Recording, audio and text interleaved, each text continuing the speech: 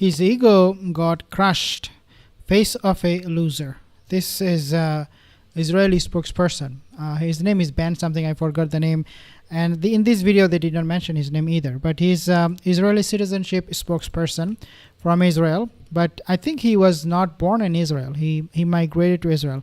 Nevertheless, take a listen what he is saying when he was grilled, and he was mercilessly challenged by this LDC reporter, Ben Kentish, and he basically point blank told him that your government, the Israeli government, failed.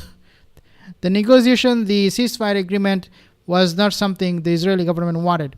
Nevertheless, obviously, because these people are shameless liars, they obviously will defend. Take a listen.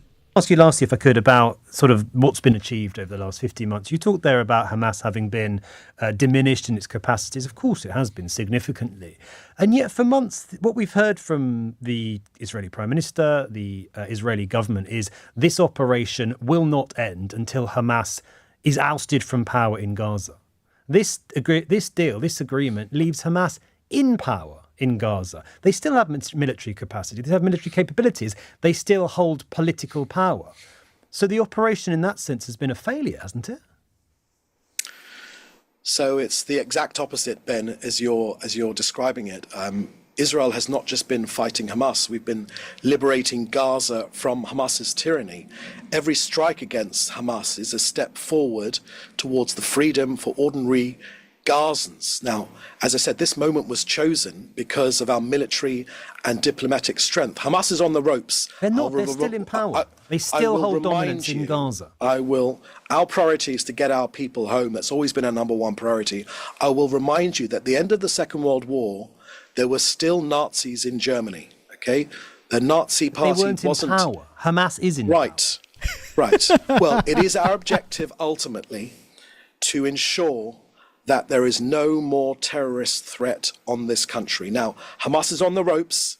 International pressure, including President Trump's decisive stance, has created conditions for this agreement. And this is Israel acting from a position of power with moral clarity, because we need to bring every one of those people home, our hostages. They deserve to come home. But all I'm getting at is the contradiction between hundreds of statements from yourself, from your Prime Minister, other government spokespeople, that this war will not end until Hamas are no longer in power. This war is about to end and Hamas is still in power. I say it again, this operation, I'm not saying it's completely failed, but in that regard it has. Look, Hamas has been dehumanizing and exploiting their own people, while Israel has been saving lives. Okay, he's obviously dodging the question. He's not answering the question. He's putting the blame on Hamas. It is Hamas. Let's talk about them. And also, the premise of that question from Ben Kentish, I think it was wrong when he said that Hamas was degraded or that they were destroyed partly, but they're still in power. But Hamas, they lost their capabilities and all that, which is quite contradictory to what the bloody Anthony Blinken said, who claimed that Hamas has actually recruited equal number of fighters as they have lost. So I don't see that Hamas lost anything, even their capabilities. In fact, they got even better. They now have new technologies. They have now learned the guerrilla warfare, how to conduct that. So no, Hamas was not degraded. Rather, they became even more emboldened. If you go back to Gaza again, you better be ready to take massive casualties.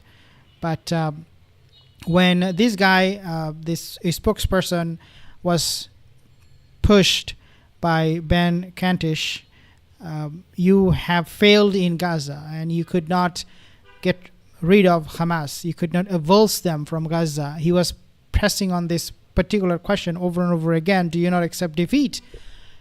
He all of a sudden changed his entire conversation, and instead of answering yes or no whether they have been successful in Gaza in regards to what they have done with Hamas, he was talking about morality. We have to bring back the hostages.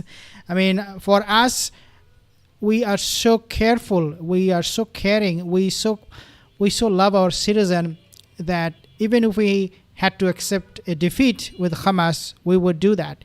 Then why did you not do it on day one? Right? But these liars, I mean, they never wanted their hostages back. It was quite the opposite. They wanted all of them to be dead so that they could pulverize Gaza completely, drop maybe even nuclear bomb, who knows. But hostages was not there in their mind at all. They never wanted the hostages back. They don't love their citizen. They don't care for the citizen. All they care for is the ego, the arrogance they have. Do you think that Ben Gavir or Yoav Gallant, these super egoistic people, would bow down to Hamas and say, okay, ceasefire? No. They were forced to now. They were forced to. And they're using hostage as a lame excuse to justify their defeat, to justify the ceasefire agreement. Israelis and Gazans. Now, we are showing the world right now the stark difference between good and evil. But David, now, this hostage agreement no, I'm not deflecting, because this is not a concession. It's precisely a demonstration of Israel's strength and moral clarity. I'm simply saying that Israel went into Gaza to oust Hamas from power. And you are now, it seems, if this agreement holds, leaving Gaza with Hamas still in power. I say it again, on that specifically, one of the major objectives of this operation, it's been a failure. Ben, Hamas's days are numbered, and Gaza will be free from them. Oh my God, this guy is lunatic. He doesn't have any answer. He's so, like, look at his face. Look at his face. Can you see the shame? I think he has a little bit because he's on camera. He is ashamed. He doesn't know how to answer this question. He doesn't know how to accept defeat.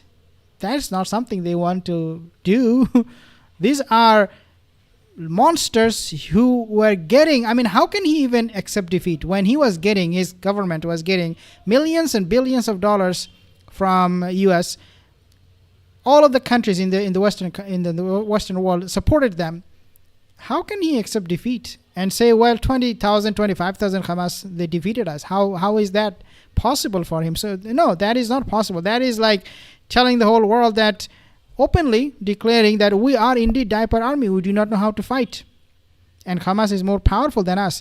I mean, they should leave. All of these government officials in Tel Aviv should leave and maybe put some of those Hamas members in charge of the country. They will run it way better. Just a suggestion. Terror. How? And Israel will continue to protect our people, to defend our values, and to work towards a future of safety and peace for the entire region. Now, I'll give you some more details within this agreement because, yes, of course, we're trying to get all of our 91 people home. Sure. That's 98 people home. And that's, of course, our priority, and we won't leave anyone behind. Hamas has been an obstacle. Yeah. Hamas were dictating terms. Yes. Sinwar was the main obstacle. IDF eliminated him. But I tell you what's changed now. Iran, their Shiite axis has been degraded and dismantled.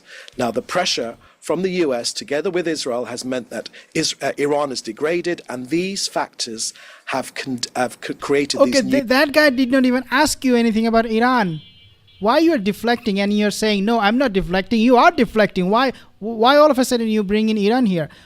I mean, nobody could help Gaza. Nobody could help the resistant fighters because Gaza still has that blockade. You guys have suffocated those people for decades. How can anybody even get in there? And you're blaming foreign entities for your defeat? Oh my God. These people, I mean, I don't know what other videos out there, but this video, this particular interview from LBC, that's what the channel name is a clear manifestation. This interview is the clearest manifestation of the Zionist defeat in Gaza. And by looking at his face, you can see he is always very, very pissed off. He doesn't like to answer his question anymore because he's feeling uncomfortable. He is being called out, he's being exposed, and he's being ashamed. He was publicly mocked and insulted and was called out by this particular reporter from LBC, and he has absolute no answer. And now look at his face. He's not feeling it. I'm not happy. I didn't want to be here. If I knew this guy would be asking me, pushing me on this particular question, why you guys could not defeat Hamas in Gaza, I would not have come for this interview, because they know that they have lost. They have lost it big time. New conditions. We will not leave any of our hostages behind. Now, a buffer zone is being created as part of this deal to protect the Western Negev from Gaza terrorism. Israel will maintain a presence on the Philadelphia corridor because that's where all the weapons were smuggled in. And the Philadelphia corridor, the Zionist forces will leave. That's not what they wanted. But according to this new agreement, after I think 45 days, Israeli forces will withdraw from Philadelphia corridor, just to make it clear. Even though this liar, he's denying that, but this is what they agreed on, that we will be withdrawing all our troops. Will remain Israeli security on all the crossings in Gaza and security checks for David, population again, I appreciate all that, but none of it negates the point, which is that you said over and over again, we will remove from Hamas from power. We will not stop until we've done that. And you haven't. Now, you might say their days are numbered, but based on what?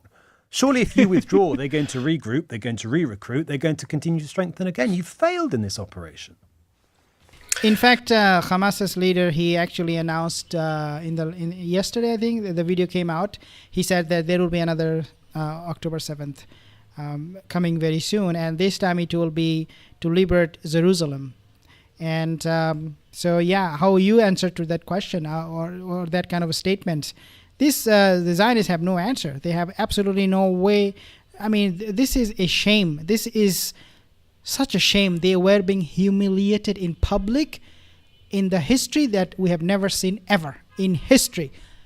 Especially in social media time, in television history, we have never seen somebody facing this kind of questioning, admitting or not trying to admit the defeat, but his facial expression, his body language is very clear. This entire interview, this denial of they being defeated, the Zionist forces in Gaza, is actually an admission.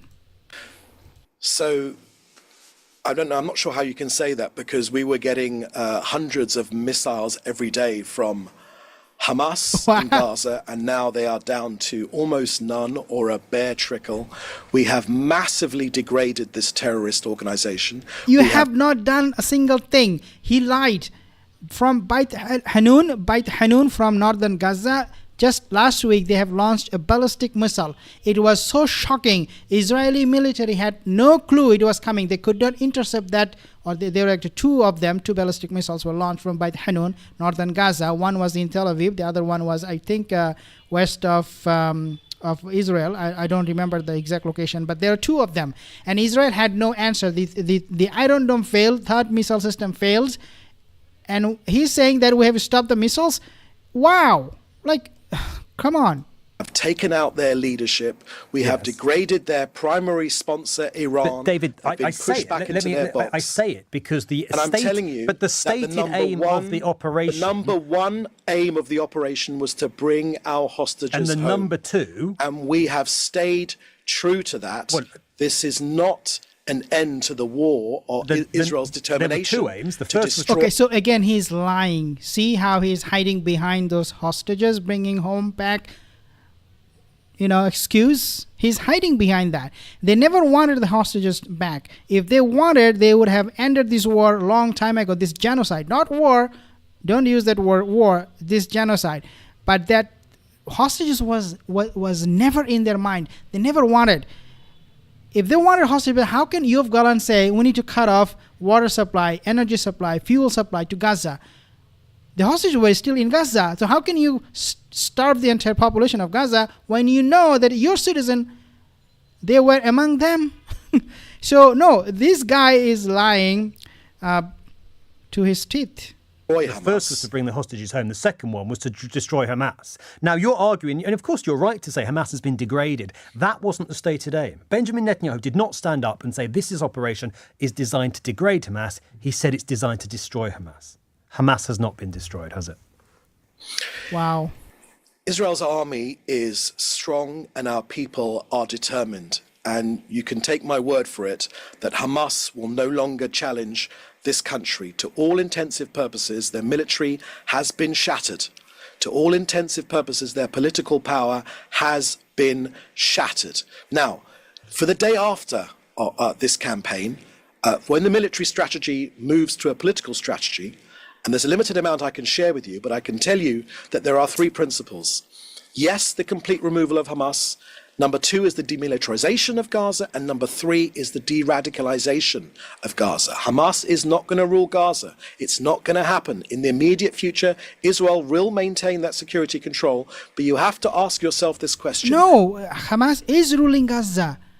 They are still there. They have military wing, which is Al-Qassam Brigade. They have everything that you wanted to destroy. They still have everything, even more today. They have more weapons. They have more advanced technology that they're using. This guy thinks we are a bunch of morons here. Wow. Who is the hero of a 15-year-old Gazan right now? Right now, it's a Jew killer. Now, that cannot continue to be the case.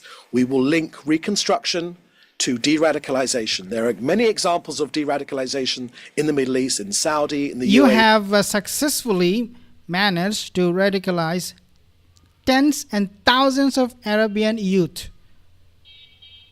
As Elon Musk said, if you kill one Hamas member, how many more you give birth? Right? Even though that moron, he did say that, and even though I don't agree with him on a lot of things, but that was right. What he said was true. They gave birth to hundreds and thousands of radical Arab Muslim youth, not just in Arab country, but also around the world, who watched on their news feed every single morning, evening, day, night, 24/7, the killing, the massacre of those children, women in Gaza. So that's what you have done. You have destroyed your country. You will not have a country. Zionists, you don't have a country. This guy is so shameless. He could never answer that question. You wanted to destroy Hamas, you could not. And we'll take those examples, but we're looking about working with Gazans who care about Israel's future, or the Gazans' future, rather than destroying Israel. Really? David, really appreciate your time tonight. Thank you. Yeah, where are you going to find those people? This guy, again, this is open admission of their defeat. This is the clearest admission of the Zionist defeat by a Zionist live on camera. And the reporter was merciless. And he did a very good job pressing on that one question that this guy could not answer. I just had a good laugh, guys. When I see these Zionist monsters getting defeated and their face, like so ashamed inside, they're burning and like, oh my God, stop this questioning. I'm going to drop another bomb on you. Oh man, I just had good laugh. Thank you so much.